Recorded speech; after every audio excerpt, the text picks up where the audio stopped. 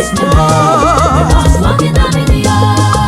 Afọ aba afọ mee afọ chi m bịachara nye m n'aka. Ọ sọrọ ekwesị asọ gị ihe dị mma ga-eme n'ime ndụ m.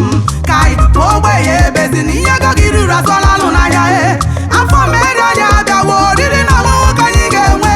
Ihe na-ekweghị omume ga-ekwe omume. Otu a n'aha Jizọs eme. Eluigwe dere ya nye anyị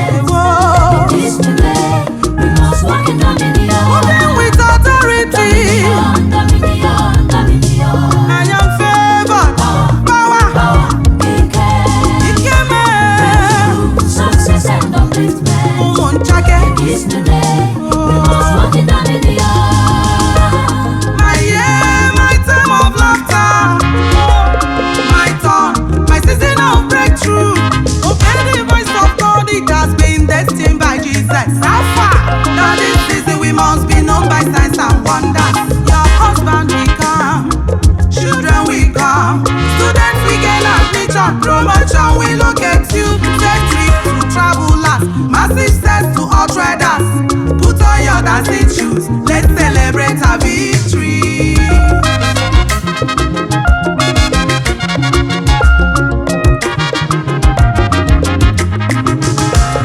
Ugo chere chodi echu echu chacha.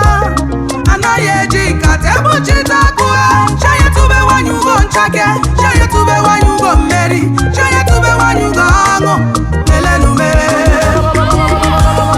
ụmụ Chineke bụ decha ya elu ka ha rabụ ndị kwere ekwe ka ụbara chi anyị aka. N'eziokwu ọ dịghị izi ikesi afọ nye ya kara dị mma. Were ya nye ndị kwere ekwe n'aka si ya dịrị ya mma. Ọma dịrị gawa.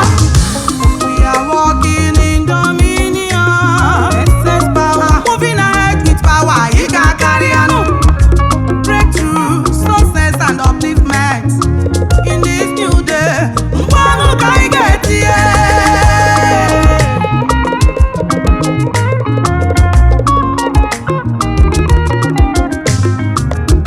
Chemukuri ya kweta makike di n'okwu Chukwu ekweremekwe. Okwu Chineke bụ endeme. Nwachukwu tọgbọ nwe ga-abụ site n'ikwu na ọ ga-adịrị gị na mma n'ọnwa. A closed mouth is a closed destiny. I prophesy to your life, receive your heart desire. Amen. Ebe ọma amụma ọ dịworo gị na mma.